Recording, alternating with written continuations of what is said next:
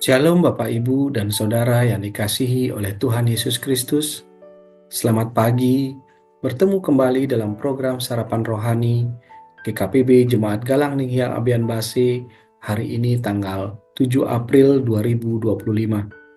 Sebelum kita melaksanakan segala aktivitas kita di hari ini, marilah kita mendasarinya dengan merenungkan akan firman Tuhan agar kita dapat beraktivitas dengan penuh sukacita.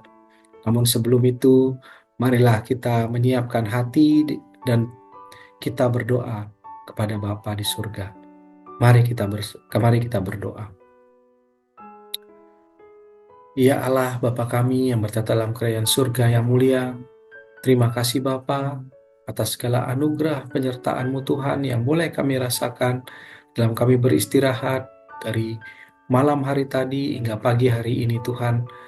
Kau boleh membangunkan kami, Kau boleh memberikan kami nafas kehidupan serta kekuatan kesehatan. Ya Bapa, pada pagi hari ini Tuhan, sebelum kami melaksanakan segala aktivitas pekerjaan kami rindu Bapa untuk mendasari segala aktivitas pekerjaan kami dengan merenungkan akan firman-Mu. Biarlah Tuhan Yesus yang menolong kami, mempersiapkan hati kami, pikiran kami, untuk kami boleh mendengarkan, untuk kami boleh merenungkan akan kebenaran firman-Mu. Persiapkan hati kami Tuhan, dan biarlah firman-Mu boleh menjadi dasar akan setiap aktivitas pekerjaan kami di hari ini. Terima kasih Bapa. Inilah doa kami yang kami naikkan di dalam nama Tuhan kami Yesus Kristus yang merupakan juru selamat dan penebus kami. Haleluya. Amin. Pembacaan firman Tuhan hari ini terambil dari kitab Mazmur pasal 103 ayat yang ke-6 dan Yakobus pasal 4 ayat 17. Mazmur pasal 103 ayat 6 berbunyi, Tuhan menegakkan keadilan dan hukum bagi semua orang tertindas. Dan Yakobus pasal 4 ayat yang ke-17 berbunyi, jikalau seseorang tahu bagaimana ia harus berbuat baik, tetapi ia tidak melakukannya, ia berdosa. Bapak, Ibu, dan Saudara yang terkasih di dalam Tuhan kita Yesus Kristus, renungan kita pada pagi hari ini diberi tema tetap melakukan kebenaran. Pernahkah kita merasa ada dorongan dalam hati kita tahu sesuatu yang salah sedang terjadi, tapi kita diam saja karena takut akan terlibat? Tentu saja pernah, Bapak Ibu ya. Panggilan kita sebagai orang Kristen adalah hidup tetap melakukan kebenaran. Meskipun hidup ini penuh dengan tantangan, godaan, dan bahkan penderitaan. Dunia ini seringkali menawarkan jalan-jalan yang mudah, jalan-jalan yang tampaknya lebih menguntungkan, tetapi kita sebagai pengikut Kristus dipanggil untuk tetap berjalan di jalan yang benar, yaitu jalan kebenaran yang telah Tuhan ajarkan melalui firman-Nya. Di dalam kitab Mazmur pasal 103 ayat yang ke-6 dinyatakan bahwa Tuhan menjalankan keadilan dan hukum bagi mereka yang teraniaya atau diperas. Ayat ini menekankan bahwa Tuhan adalah pembela orang-orang yang tertindas dan Dia akan menegakkan keadilan bagi mereka yang menderita ketidakadilan. Ini berarti kalau kita melakukan sesuatu yang tidak benar terhadap sesama kita, sesungguhnya kita sedang berhadapan dengan Tuhan yang adalah pembela bagi yang tertindas.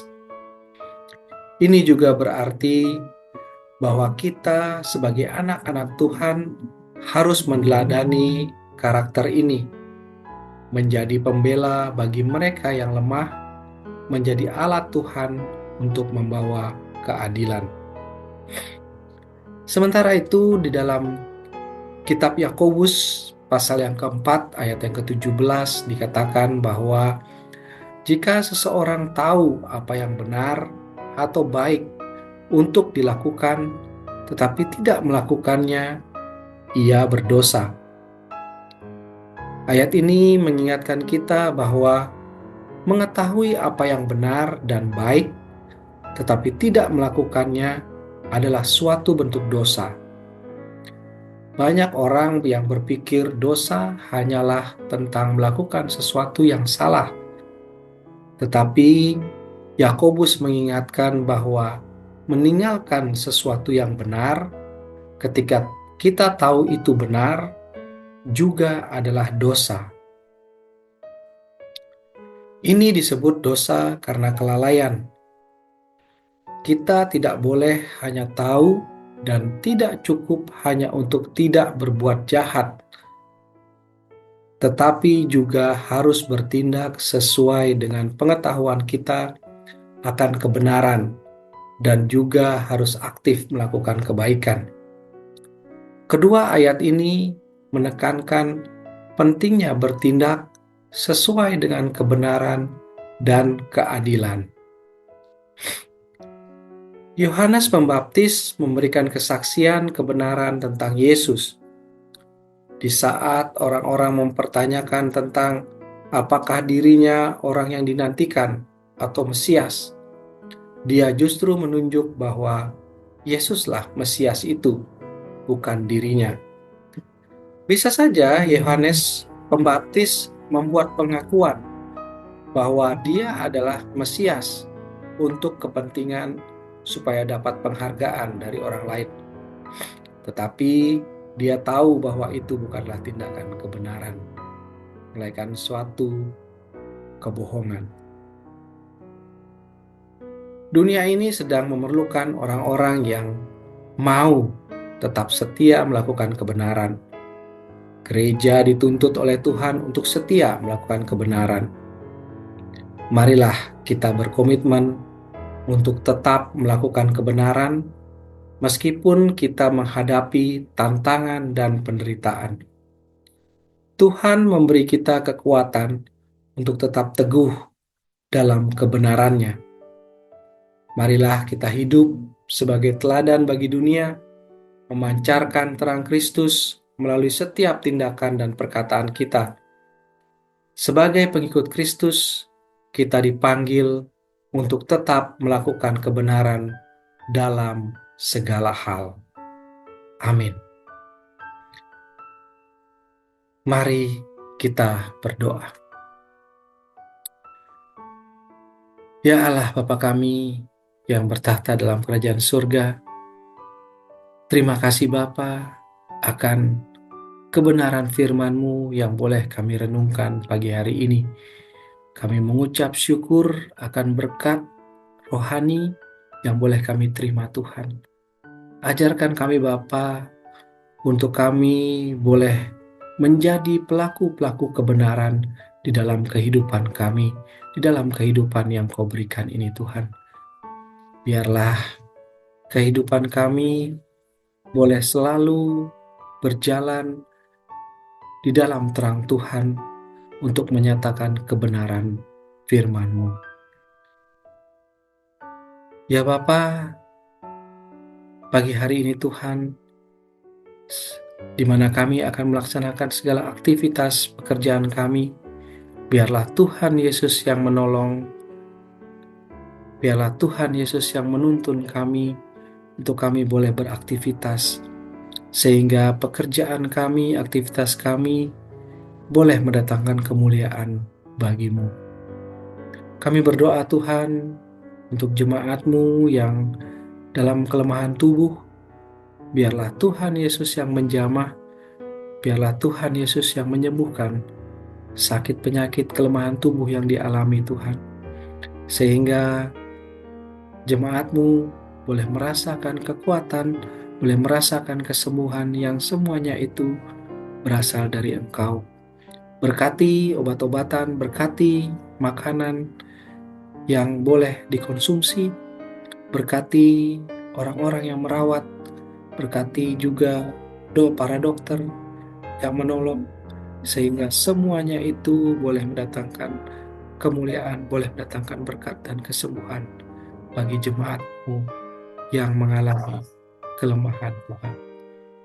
Bapa, kami berdoa untuk pemimpin-pemimpin kami, biarlah Tuhan Yesus yang selalu menolong, Tuhan Yesus yang memberkati pemimpin kami, baik dari tingkat desa sampai ke tingkat pusat. Biarlah Tuhan Yesus memberikan hati yang takut akan Engkau, sehingga pemimpin-pemimpin kami boleh memimpin bangsa ini menjadi bangsa yang maju, bangsa yang takut akan Engkau Tuhan. Terima kasih Bapa, kami serahkan kehidupan kami, pergumulan kehidupan kami pribadi lepas pribadi ke dalam tangan-Mu, karena kami percaya Tuhan yang Maha Tahu, Tuhan juga yang akan menguatkan, Tuhan juga yang menghibur, sehingga pergumulan yang boleh kami hadapi, boleh kami lewati bersama Engkau Tuhan. Terima kasih Bapa, inilah doa kami yang kami naikkan hanya di dalam satu nama, Tuhan kami Yesus Kristus, yang merupakan Juru Selamat kami. Amin. Demikianlah Bapak Ibu Saudara, biarlah renungan yang tadi boleh kita dengar, boleh menjadi dasar kita melaksanakan segala aktivitas kita di hari ini. Tuhan Yesus selalu menyertai kita. Shalom.